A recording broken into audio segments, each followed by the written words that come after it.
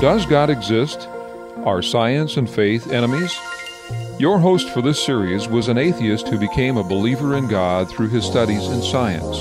Here is public high school teacher John Clayton. Anytime you get involved in a discussion about the history of the earth, almost immediately a discussion of the flood comes up. Whether it's a biblical minimalist who is suggesting that the flood never happened and this is a demonstration that the Bible is just a bunch of silly myths and fairy tales, or whether it's a creationist that's trying to explain the whole fossil record on the basis of the flood nonetheless becomes something that needs to be considered. And in this discussion, we're not going to solve every question that anybody's ever raised about the flood. But what we do want to do is talk about some facts and talk about some myths. And let me say to you once again that one of our basic premises in these videos is that science and faith support each other. They are not enemies. They do not oppose each other. If we have an opposition, we've either got bad science or we've got bad theology or we've got both. And the lesson of history is there's been a lot of both. So what can we say about whether the flood occurred and how it might have affected the earth and what things might be connected with it? The first thing I'd like to say to you is I think there's very good evidence that the flood is not a myth, that the flood in reality happened. And there's a great deal of evidence to support the fact of the flood. First of all, there are a number of mechanisms that could produce the kind of thing that the Bible tells us happened in the flood. We're told, for example, that the windows of heaven were open. Now, there's lots of things that could be interpreted that. You can say, well, it's just a good heavy rainstorm. But the indication is that it was much more than that the windows of heaven were open, not that somebody just threw a bucket out a window, but that there was, in fact, and if you look at the original wording, in fact, a concept of an expanse involved. Let me show you something kind of interesting. The earth has a magnetic field. This magnetic field is very, very important to us. We mentioned this briefly back in our discussion of design. Because what happens is that as particles come into the earth attracted by our gravitational field, they enter the earth's atmosphere, and some of those particles can be quite destructive. If the particles are charged, then they have magnetic properties. As particles come in then, their magnetic fields and the Earth's magnetic field interact, and the particles end up being deflected away from the Earth. Now in this visual, you're looking at what are called the Van Allen radiation belts, and this is just a sketch, it's not an accurate presentation. But there are multiple belts, and the largest belt that you see there would be a belt made up of hydrogen ions. In other words, charged hydrogen atoms. Suppose the Earth were to lose its magnetic field. What would happen to those belts? Well, they would collapse upon the Earth, wouldn't they? Because there would no longer be the protection, and whatever particles were suspended in them would collapse as the Earth's magnetic field collapsed. If you add massive amounts of hydrogen to an oxygen-rich atmosphere, hydrogen plus oxygen produces water. And there have been some who have calculated that a considerable amount of water could be deposited by a process of this kind.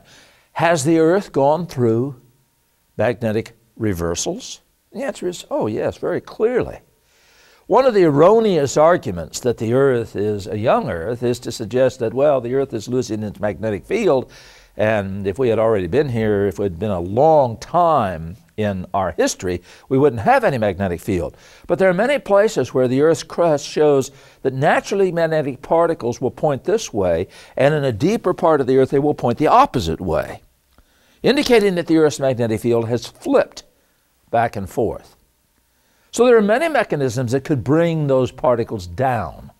And this is a mechanism that theoretically could have contributed to the kind of description that we see in ancient records, not just in the record given in the Bible, but in many ancient records of massive flooding affecting the earth. There's another interesting possibility. There's an area that involves the Straits of Gibraltar, right into the Mediterranean. And if you look at the Atlantic Ocean, what you find is that there are faults that cut across the Straits of Gibraltar. And immediately on the Mediterranean side, on the eastern side of the Straits of Gibraltar, the Glomar Challenger, one of the oceanographic research vessels that has done work in this area, has found a huge waterfall gouge. And you have the Atlantic Ocean out here, where a crack opens in this, and the whole ocean can go over and move to the east from the opening. In the United States, we have places like Grand Coulee in Washington State, where there are waterfall gouges where the Columbia River has apparently altered its course periodically and carved out these enormous gouges. It looks very much like the whole Atlantic Ocean at one time had total access to the Mediterranean. And as it came pounding in, it gouged out this monstrous, huge gouge in the floor of the Mediterranean Ocean. When you look at the other side of the Mediterranean, in other words, if you draw a line in the direction that the ocean's waters would have moved, where do you end up? And the answer is in the mountains of Ararat. Now, this is just a possibility, but there are mechanisms that show us that, in fact, there have been a number of ways in which processes of this type could have happened. Now, I want to clarify something for you. We're not suggesting a canopy. There is a theory, I would call it a theological theory, that at one time the earth was encased in a canopy, and that the canopy kept all the nasty things out. So this has been used to explain how people lived a very long period of time. It's been used to explain how we find tropical plants in northern areas. Those who have promoted the theory have tried to suggest to us that somehow the earth was a tropical paradise everywhere because of this canopy. This shows a rather profound ignorance of what causes temperature differences. Let's go back and look at our globe one more time. What causes us to have warm weather in equatorial areas and cold weather in northern areas? The answer is not that we are in some kind of a plexiglass hemisphere. The sun's rays at the equator, they come in essentially vertically. They move from 23 degrees north and south as the tilt of the earth affects the angle at which they strike. But more or less they hit perpendicularly. You see, when you get up here to Greenland, the sun's rays come in at a very low angle, which means they are easily sent away from the earth. They are reflected, they are refracted away. So it's very direct hit here and a very low angle hit here. Now let's just suppose we're watching a boxing match and somebody gets hit straight on. Does that do more damage or less damage than if the blow is a glancing blow? Well, that's obvious. The Earth's climate is not controlled by a canopy. Now, the greenhouse effect can have variations on the average temperatures of the whole sphere. But we don't have summer and winter because of that kind of phenomena. It is the angle at which the sun's rays strike. The Earth has never been a tropical paradise everywhere because of the nature of its creation. And the canopy theory is an interesting theory, but it is very poorly supported by the evidence. Now somebody says, well, is there any other evidence of a flood? Oh yeah, let me give you an illustration of a different kind of evidence. And this is not particularly scientific in nature, but I was eating in a Mexican restaurant one time, and what you're looking at right now was on the placemat. And it was a very slow Mexican restaurant, so I'm sitting here studying this placemat. And down in the lower right-hand side, there's a section which is called Son of Atonia. And if you research that, what you'll find out is that this is a record in Aztec culture of a time when the gods became displeased with man and decided to send a great flood that no mortal could survive. But the verdict seemed too harsh to one of the gods, and so he warned his favorite mortal to build a great ship and to put 2 of each of the creatures. Does this sound familiar? Now, this is not Judeo-Christian tradition. This is Aztec. And the interesting thing is that you go across all of the cultures of North America, Indonesia and Polynesia, you go to South America, and you're going to see that there are flood accounts in their records. They vary some. In the Hawaiian case, we're talking something that sounds suspiciously like they're seagoing canoes. When you move into North America, you see the Eskimo. And in looking at their records, you see a raft being used. In Asia and Africa and Europe, we see records of a flood. Now, one of two things has to be true. Either the flood really did occur, and all humans on this planet have an ancestor which is somehow connected to that event, or one whale of a good rumor got around. And I think the rumor hypothesis is ludicrous. We're seeing too much evidence that is present in cultural records that something of this nature occurred. There is also scientific evidence. Some years ago, a paper was produced by a gentleman by the name of Cesare Emiliani at the University of Miami. There have been other papers like this, but I thought this one was particularly interesting because what this gentleman had been doing is studying the salinity of the Gulf of Mexico. And his research has been able to show, by oxygen-17-18 isotope analysis, that the salinity of the Gulf of Mexico has dropped in very radical fashion from time to time, from normal 35 parts per thousand salinity to virtually zero. What can you think of that could dilute a body of water of that size? And I think the answer clearly has to be some kind of flooding, some kind of massive influx of fresh water. Now, we could spend a lot of time looking at possibilities here, but the important thing to understand about this is that there is evidence that there have been floods. You can argue all kinds of specifics, but the fact remains that there is evidence that the flood occurred. It is not a myth. Well, does it explain the entire fossil record? There are those in the religious community who have tried to suggest that the flood of Noah explains the Grand Canyon, that supposedly the sediment in the canyon was laid down by the flood, and that when the waters abated, that the waters carved out the Grand Canyon. This is an incorrect concept. This is in the myth category. And it's unfortunate because junior high kids are going to see the mistake here. Limestone is produced by a process that is known as chemical precipitation. What is taking place in limestone is that material that is in a very quiet, very concentrated form eventually crystallizes to form a rock. You ever seen a jar of jelly in a forgotten cellar shelf? Or maple syrup that's been left on the shelf too long? What's happening? Well, sugar crystals are growing in the material. It is a chemically precipitated rock. Now, there are other kinds of rock. For instance, there's a rock called a clastic rock. A clastic rock is when running water or wind deposit mud and sand. And there are many rocks that are produced by this process. Shale is mud turned into rock. Sandstone is sand turned into rock. Conglomerate or breccia is gravel turned into rock. The particles are cemented together to make the rock. And here we have a picture of a canyon in normal circumstance.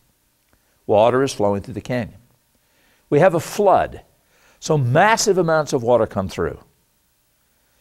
Is this going to produce a chemically precipitated rock? In the bottom of the Grand Canyon, you have massive amounts of material that are carried. This is a picture I took near Phantom Ranch in the bottom of the canyon. Look at the size of some of those boulders. And you can trace some of these boulders to places upstream, miles away. This is the kind of thing that happens when massive amounts of water flow through the canyon. So has there been flooding in the canyon? Sure. But these kinds of rocks have to be carried by massive amounts of water moving at a very, very fast rate.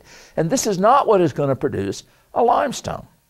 And as a matter of fact, as you look at the Grand Canyon today, there's no way the water coming through the canyon, as we see it today, could have carried those large volumes of water. So there has to be clear indication that in the past, as the glaciers melted and what have you, large amounts of material came through the canyon. But that is not what is taking place today. There has been a history of change. And most of the canyon's rocks are not produced by this at all. We've talked about clastic rocks and chemically precipitated rocks. Let's take a trip down the Grand Canyon. We're standing on the rim. This is one of my all-time favorite places to be. I love the canyon. It's a beautiful place. If you've never been there, you need to go and you need to take the time to walk to the bottom of the canyon and walk back out, or at least go down some depth in it and see what happens. But just in case you haven't had the chance to do this, let's take a hike together. We're going to go down the Kaibab Trail. And let's see what we find, and do we see evidence of the flood? So we go over the rim, and the very first thing we hit is what is called the Kaibab limestone. This is a chemically precipitated rock. This is a rock produced by materials in very quiet conditions over long periods of time. And in this rock, there are huge geodes. You're looking at one in this picture. Large crystals that have grown, just like sugar crystals growing in a jar of jelly in a forgotten cellar shelf. Now, is this what a flood will do? Are people that have been flooded chiseling limestone off the piano? Or are they scraping mud out of the living room? Now, as we continue to move down the canyon, and we go deeper and deeper into the canyon, we come to a formation which is called as the Coconino Sandstone. This is made of wind-blown particles. We can tell that because they've been frosted by being banged together in the air at high velocity. Sand underwater would not scratch itself up like that because the water would slow down its collision. And look at the angle between the beds. Now, while you're looking at that, let's take a quick trip to where I live on the edge of Lake Michigan. And notice that the angle of this sand dune is essentially the angle as what you saw in the previous rock. Clearly, the Coconino Sandstone is a sand dune. You'll notice my wife running down the hill on the bottom left-hand side of the picture, leaving tracks. When you go back and you look at the Coconino Sandstone, you see the tracks of animals that were clearly walking down the dune in a very similar way. This is not a flood deposit. Let me show you another reason to understand that the canyon was not produced by the flood. You're looking in this picture at a fossil. This is called a brachiopod. And the particular brachiopod that you're looking at is called Eospirifer. The penny is there so you can tell how big it is. And as you look at the brachiopods, what you see is they're all the same.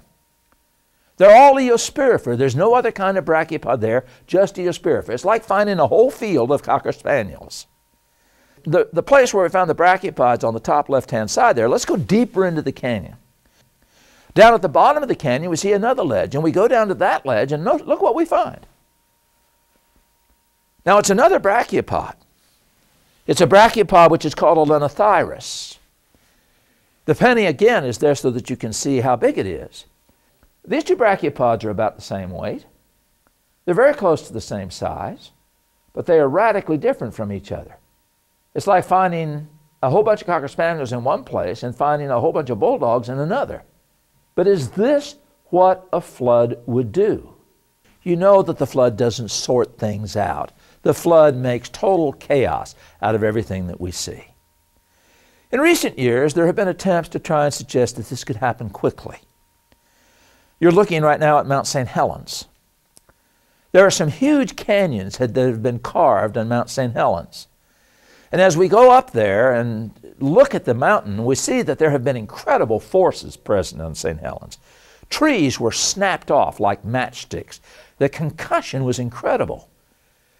But now this is not a water-caused deposit. As you look at the devastation, and as you see materials that were literally blown across a field, in this picture, what you see is material that was just jammed into a wall of dirt.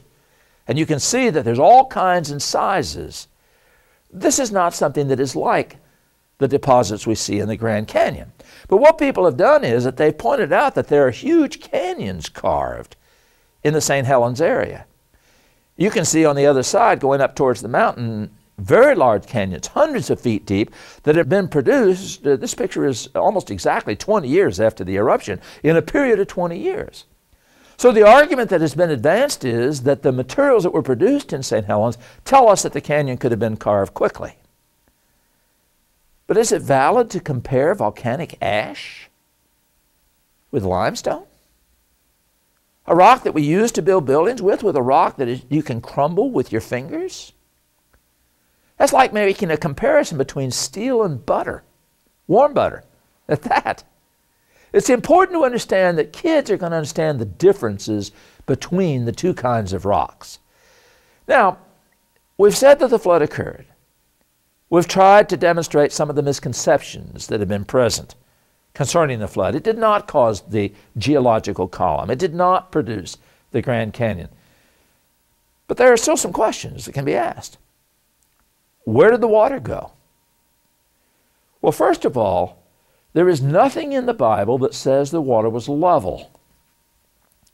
It says it covered the highest mountain, but if you'll remember our discussion of the Straits of Gibraltar, hydrostatic pressure could have easily pushed the water up the sides of mountains on the opposite side and produced that statement in truth. But where the water went is perhaps not an answerable question, but there's nothing that says it was level, and there are processes that could produce the covering of mountains by the process. How do we get isolated animal populations in places scattered across the earth? For instance, in Australia, we have a number of animals, which you see on the screen, that are unique to Australia. And one of the questions that has to be asked is, how did they get there? And this, of course, brings up a variety of different questions. There are such things as land bridges. In recent years, there have been kangaroo skeletons found in South America. That certainly indicates that there may have been bridges connecting them at one time. But I'm sure that perhaps one of the things that occurs to you as you watch this is, well, was the flood local or was the flood global? And there are a lot of questions that can be asked about this. For instance, in Luke, the 2nd chapter and the 1st verse, the writer says, "And it came to pass in those days that a decree went out from Caesar Augustus that all the world should be taxed." Now, is it your understanding that Caesar sent tax collectors to the Incas? Well, if he did, I'll bet they didn't come back. I think that's talking about the known world, don't you? In Colossians, there's a statement that says in the 1st chapter, verse 23, that the gospel of Christ has been preached to every creature which is under heaven. Now, is Paul trying to tell us that the gospel was preached to the Anasazi at the bottom of the Grand Canyon, that the 1,200 inhabited islands of the South Pacific had the gospel preached to them? So I'm not sure how you can answer those kinds of questions. There are lots of things that I don't pretend to understand. But I would suggest to you that whether the flood is global or local has very little to do with the truism of the Bible on this particular event. The fact is that a flood occurred. The fact is that all humans were affected by the flood. Whether it covered uninhabited areas of the earth is a moot point. And there can be lots and lots of discussions and arguments and debates about this subject, but the facts still remain that what the Bible says that is testable can be shown to be true. In the years ahead, we may gain scientific evidence that will answer the question one way or the other. But we need to understand that the concept of science and faith being supportive is clearly demonstrated by the flood. It shows the accuracy of the Bible, but it does not address the various religious theories of human beings. We need to go back and look some more at the questions connected with evolution as they tie to the flood, to the age of the earth, and related issues. And that's what we're doing in the next several videos. Does God Exist is an educational program which attempts to provide evidence that man can logically believe in God and that the Christian system presented in the New Testament is the best option for successful living. We offer materials free and on loan. Contact us by mail, fax, or email for a catalog, to request materials, or just to ask questions. Does God exist may be the most important question you will ever ask.